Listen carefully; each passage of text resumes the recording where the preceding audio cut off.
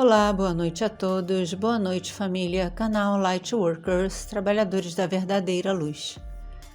No conteúdo anterior desta série, falamos sobre os sumerianos, como eles também foram enganados e levados a adorar seres como deuses, obedecendo e servindo fielmente sem questionar. Falamos também que desde então, líderes de poder gerenciais não são escolhidos à revelia, mas com um propósito. Ninguém é escolhido para um bem maior, ou para fazer justiça, ou acabar com o sofrimento humano, mas sim manter a administração do sistema primordial que veio se adaptando ao longo do conceito que temos de tempo terreno. É como se fosse um upgrade, líder de clãs, de tribos, de grupos, sociedades, organizações, reis, nobreza, elite. Houve um momento na narrativa das tabuletas sumerianas onde dá a entender que os Azimós podem trazer de volta alguém que tenha morrido. Foi o que aconteceu com a deusa Inanna, que começou a ouvir seu nome sendo chamado em sussurros. O sussurro dizia na sua mente: é hora de ver o que você ainda não viu, experimentar o que ainda não experimentou e aprender o que ainda não sabe. Só que o chamado vinha do submundo. Aquele sussurro foi ficando cada vez mais alto, até que ela não suportou mais e desceu ao submundo, onde a sua irmã, esposa de Shamash, também conhecido como Nergal, era a rainha do submundo. Ao invés de demonstrar humildade, Inanna, com sua teimosia e obstinação, desceu com sua coroa real, com artefatos e adornos de ouro, seus brincos, seu colar, um broche, um cinto caravejado de pedras preciosas, anéis de ouros nas mãos e nos pés, uma armadura e, é claro, o seu manto real, o seu vestido de púrpura. Aquele sussurro foi ficando cada vez mais alto, até que ela não suportou mais e desceu. Mas ao descer, ela encontra 7 portões pelos quais ela precisa passar. Todos foram selados e trancados por ordem da sua irmã. Para passar por eles, ela teria que ser humilhada. No primeiro portão, o porteiro pergunta: quem é você e por que veio? E ela responde: eu sou Inanna, rainha do céu e da terra. Vim ver o que ainda não vi, experimentar o que não experimentei e aprender o que eu ainda não sei. Então, o preço para passar é a coroa real, ou seja, abrir mão do seu poder na realeza. Mas ali ela não tinha influência alguma e entrega a coroa. No segundo portão acontece a mesma coisa, ela entrega os seus brincos. No terceiro, ela entrega seus colares de ouro. Vamos pular logo para o sexto portão. Antes que ela desse permissão, tiram os anéis das suas mãos, dos seus pés, sua couraça, expondo seu coração. Sua irmã tinha preparado um labirinto para que a sua capa real, a sua roupa real, se arrastasse na lama, e ela foi se espremendo, abaixada, cortando pernas e mãos nas pedras. No sétimo portão, ela chega quase sem nada e, sem permissão, tiram-lhe a túnica, essa vestidura real. Ao olhar para a sua irmã, sentada no trono, ela imediatamente perde a vida. Nin-Shibur, servo e amigo fiel de Inanna, aguardou 3 dias e, vendo que ela não voltava, apelou a todos os deuses por ajuda, mas ninguém quis se envolver, já que a Inanna, ou Star, era individualista, colérica, problemática. O único que concordou em intervir foi Enki. Ele criou 2 seres chamados Kurgarra e Galatur e os enviou para o submundo. Tais seres foram criados apenas, sem alma, só serviriam para esse serviço. Enki sabia que qualquer ser com alma que surgisse no território de Ereshkigal não voltaria. Esses seres levaram 2 substâncias, a erva da vida e a água da vida. Convencendo a rainha do submundo a entregar o corpo de Inanna, eles a ressuscitam. Mas houve uma condição. Ela só poderia deixar o submundo colocando alguém em seu lugar. Então, Inanna volta ao mundo dos viventes, só que encontra o seu marido Dumuzi, ou também conhecido como Tammuz, festejando ao invés de estar de luto. Irada, ela toma a decisão de permitir que os seres trevosos da irmã levem Dumuzi no seu lugar. Muitos veem o que foi narrado até aqui como um mito, fábula ou lenda, mas sabemos que não é nada disso. Fica a reflexão. Os Anuna podem trazer os seus de volta quando partem? Há um ditado sumeriano nas tábuas que diz: quando um pobre morrer, não tente revivê-lo. Talvez, sabendo disso, os egípcios tenham tido tanta reverência sobre a morte, enterrando seus faraós com tudo que tinham, seus tesouros, servos, acreditando que um dia seriam trazidos à vida novamente. Em um conteúdo posterior, publicado há um tempo atrás, falamos também sobre frequências, tanto a de Fibonacci como as de solfédio. As primeiras frequências do tipo surgiram na Suméria. Cada nota musical possuía um código secreto e eram usadas apenas e tão somente nos templos para induzir a mente dos adoradores.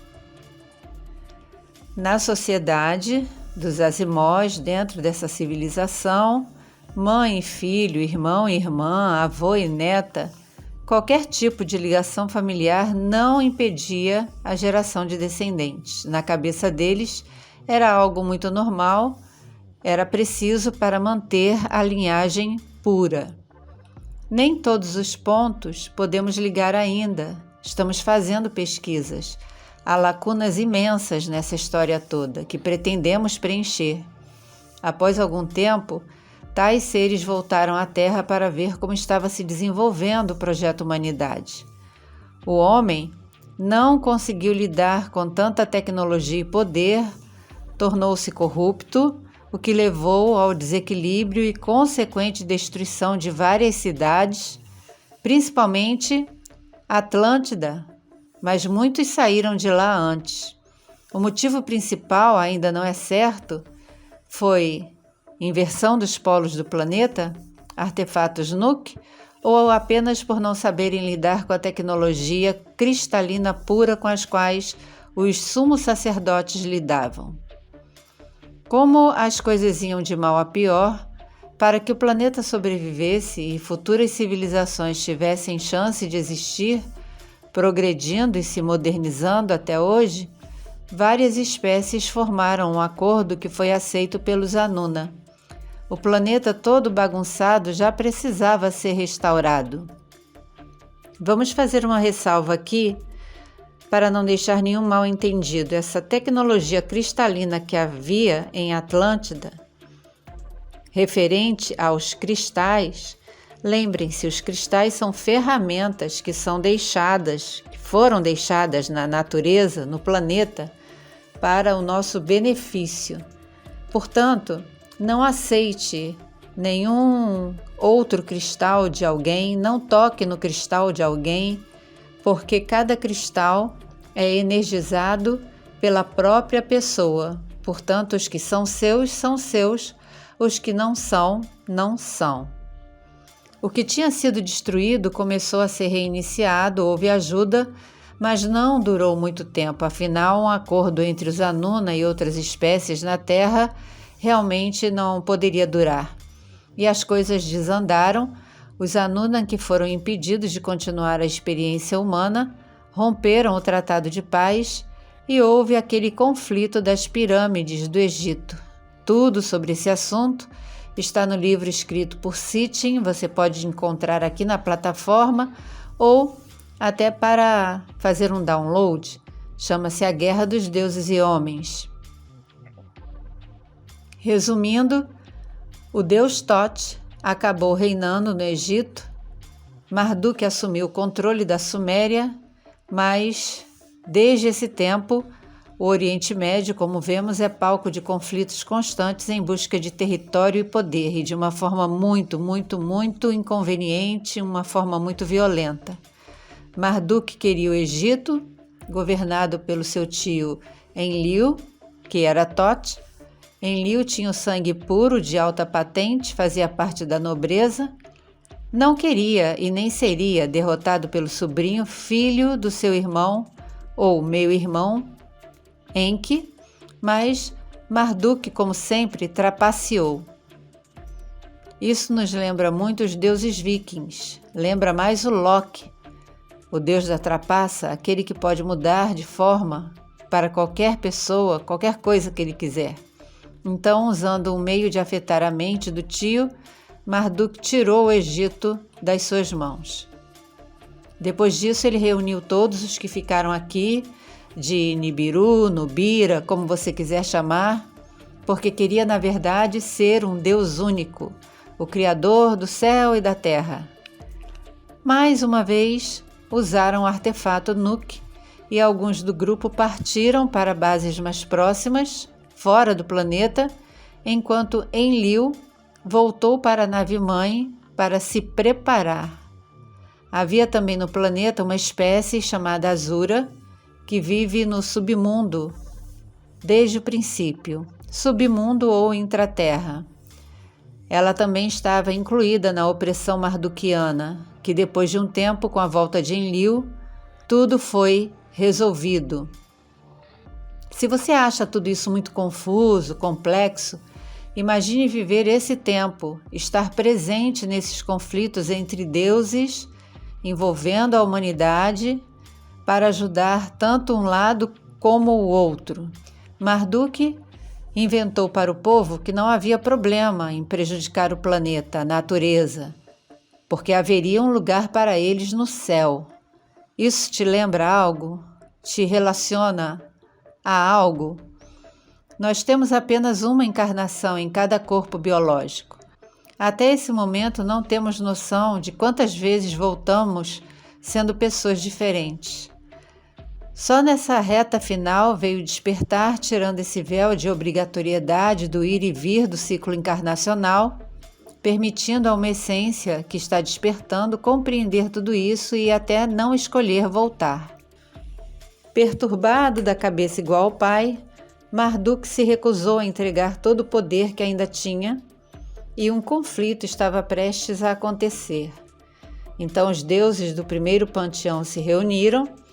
E aí entra uma parte muito delicada que tentaremos explicar de uma forma que vocês entendam e que não prejudique a nossa permanência aqui. Isso aconteceu na época onde os hebreus estavam ainda debaixo do poder dos egípcios. Nada mais claro, um clã conseguiu subjugar o outro. O resultado da decisão do conselho nós daremos no próximo conteúdo. Moisés nasceu, mas sua mãe, conforme o registro sagrado, o deixou nas mãos divinas, seja o que o Senhor quiser, e colocou num cestinho no rio Nilo, um rio cheio de crocodilos. Mas o cesto foi parar justamente no local onde a filha de Faraó costumava tomar banho. E ela ansiava muito por um filho que não podia ter.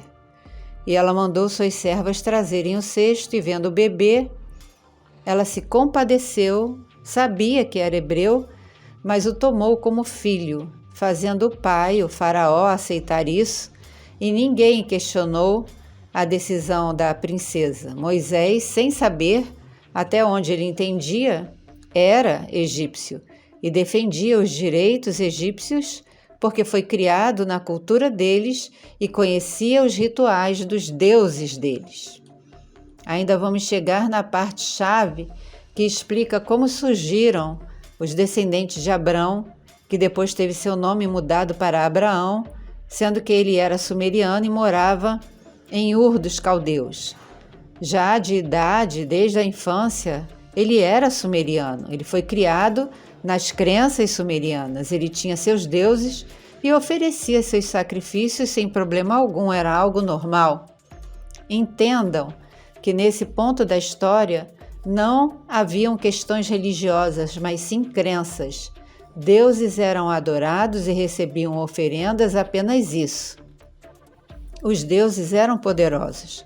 Eles tinham poderes sobrenaturais. E se um clã foi tomado como servo do outro e permaneceu assim por 430 anos, houve um motivo. Havia um prazo, e quando esse prazo acabou, o nome hebraico de Moisés, no Egito, conhecido como Tutmoses, filho de Tot, criado como egípcio na corte do faraó, com todas as regalias, crenças e treinamento, veio a saber que na verdade era do outro clã. A interpretação bíblica não se preocupa em nenhum momento em registrar o nome egípcio de Moisés, que no fim da vida teve seu corpo levado pelo divino para um local desconhecido, não houve sepultamento. Então, descobrindo sua origem, imaginem a confusão na cabeça dele, sabendo que pertencia a um clã que estava sendo massacrado por centenas de anos por outro clã, e ele recebe uma ordem divina de chegar para o faraó, que o via como um neto, e dizer: eu descobri quem sou, liberte o meu povo, deixe o meu povo ir, porque se você não deixar, a partir de agora virão castigos, pestes, etc, etc. E diz o registro bíblico que o próprio divino endureceu o coração do faraó apenas para provar o seu poder. Qual intenção teria esse ser divino fazendo tantos humanos sofrerem e perderem suas vidas? O faraó se irou e disse: não deixo. E nós já sabemos o que aconteceu, até que ele finalmente resolveu: vão embora. Mas antes de ir embora, o povo foi orientado, aquele povo antes escravo, foi orientado para ir de porta em porta pedindo aos egípcios e recebendo de bom grado peças de prata, joias, ouro, que o povo deu sem reclamar, tipo: vão embora, não criem mais problemas. Os primogênitos egípcios se foram, houve uma necessidade do povo que se libertou passar por uma desintoxicação de alimentação egípcia, e quando lhes foi dado por muito e muito tempo o maná, uma vez reclamaram porque sentiam falta da carne do Egito. E diz o registro que veio um vento ali no deserto e codornizes caíram no acampamento, afinal era carne. Achando que era um presente, eles alegremente prepararam o alimento. Mas o castigo veio sem demora e todos perderam a vida com a carne ainda entre os dentes. Ora, o povo estava acostumado com carne, era natural desde o tempo primordial. Isso veio dos azimós. As codornizes foram enviadas pelo divino, que os tirou do Egito. Mas enquanto comiam, ele se irou. E se irando, tirou suas vidas. O local ficou conhecido como Kibrot Taavá, que significa sepulcro dos cobiçosos. Se era algo da natureza do povo que comia o que os egípcios comiam, então era melhor não ter dado nada, fazer um belo sermão e manter todo mundo vivo. Mas pela ira, muitos pereceram. Depois vamos pontuar esses acontecimentos de uma forma mais específica e começamos a ver que todos os espaçoportos foram sendo destruídos um por um. No Egito haviam mais tábuas, só que havia uma chamada Tábua dos Destinos, que, segundo Enumelis, foi destinada a Enlil, concedendo a ele a autoridade suprema. Mais uma vez, a história não escreve sobre isso, mas Akenaton, que tornou-se faraó aos 15 anos através da influência da mãe, já vimos isso antes, tem uma estátua dele apresentando uma dessas tábuas, está em um museu na Europa. Era a vontade de Enlil tornar-se uma divindade única, não só no Egito, mas no mundo todo, banindo todos os outros deuses e deusas, não construindo um monoteísmo, mas uma monolatria dentro da nobreza e realeza. não entre o povo, que já estava acostumado a adorar seus deuses e deusas de preferência. Depois da morte de Akhenaton, tudo voltou a ser como era antes. Entendam que tanto os Azimós, como essa nova nomenclatura que vamos passar agora, os Amós, Draco, fizeram aqui a mesma coisa que fizeram na galáxia de onde vieram. A intenção era, inicialmente, unir as duas potências formando um macro-império. É um contexto complexo, meio surreal. Muitos vão dizer que tudo isso aqui é invenção, vão pedir fontes, contestar o conteúdo, largar o canal, porque, afinal de contas, é o canal Lightworkers. Mas, se fosse uma pessoa conhecida internacionalmente falando isso, se fosse até uma pessoa nacionalmente falando isso através de uma canalização, não seria contestada. Ninguém contesta Corey Goode, ninguém contesta os contatados famosos que vão dando palestras por aí, dando autógrafos, mas como somos nós, somos contestados e rejeitados, mas continuamos seguindo em frente.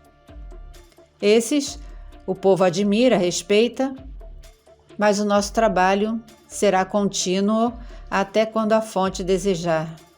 Em muitos casos, deixando de lado até situações físicas, porque o que apresentamos aqui não é o que muita gente quer ouvir. Parece que o que se fala, o que é o certo, parece errado. O que é o real, parece o irreal. Ainda vivemos entre conflitos e lutas entre espécies para obter mais e mais poder, não só aqui, mas sobre outros planetas, sistemas e outras espécies dentro da nossa galáxia, porque nossa galáxia, vivemos nela, não temos propriedade dela. Nosso planeta porque vivemos nele, mas não somos donos dele. Os remanescentes primordiais que ficaram por aqui, ficaram porque suas funções são ainda essenciais. São operadores técnicos, os preparados para conflitos e estão posicionados para a defesa de suas bases, não só aqui, como fora daqui. Muitas aqui já foram fechadas, temos conteúdos a respeito disso. Seus cientistas ainda estão ativos e há outros que rejeitaram totalmente a Terra, vendo como um grande problema. Mas, como não puderam voltar à nave-mãe, que está em algum lugar pela nossa galáxia ou fora dela, estão em bases subterrâneas, principalmente em Marte, espalhados pelo sistema solar. Viagem estelar nunca foi e nunca será problema para eles. Uma ressalva. Por que será que o 13 Atlas passou tão perto de Marte? Por que agora ele mudou de trajetória e vai passar perto de Júpiter? Aos Azimós ficou permanecer aqui, orientando o Homo sapiens que originaram, supervisionando o que esse sapiens fez, faz e fará dentro do conceito universal e monitorando o trabalho e artefatos Nuke. Não porque sejam bons, porque se deram o conhecimento para saber, esse saber já alcançou níveis de destruição e isso não é aceitável. Por isso, tantas espécies benevolentes também trabalham nessa monitoração. Então, na sua grande maioria, em Alpha Draconis, desde esse tempo, estão também os Draco e outros Azimós aguardando o ritmo evolutivo da Via Láctea. Então, veja que estamos ligando mais dois pontos. Os Azimós e os Amós estão ainda unidos, mas os Amós, os Draco, possuem um nível evolutivo muito superior ao dos Azimós, dos Anuna. Talvez, só talvez, chegando a esse ponto, possamos supor que o que os Anuna nos fizeram foi algo mais imposto do que o que os beneficiaria. É claro, então, que não vieram aqui apenas para buscar ouro, como se pensa. Seu planeta estava sendo ameaçado, a atmosfera colocando bilhões dos seus em risco, como aconteceu em Marte. Fizeram o que tinham que fazer, entretanto, isso não evitou a perda do planeta, como aconteceu em Marte, só que o planeta dos Asimoes foi refeito como uma nave-mãe.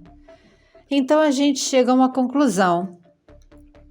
A humanidade vir a saber a sua verdadeira história, mais cedo ou mais tarde, causará um choque inconsciente coletivo, um trauma, porque nunca a humanidade vai estar preparada para absorver essas informações. Quando é que a humanidade vai estar preparada para um contato? Nunca! Entenda então que as coisas são como são, porque até agora precisam ser. O acordo feito pelas duas espécies continua até hoje. Eles entram em conflito com outras que desejam também controlar o planeta, mas para os Anuna, ganharam adoradores até o dia de hoje. Permaneceram como deuses e deusas em diversas ramificações em todo tipo de crença, e isso os satisfez. 99% da humanidade não saiu do status de Lulu, não mais diretamente deles, mas do sistema gerenciador de controle. É tipo, não queremos adoração, falaram os Amós.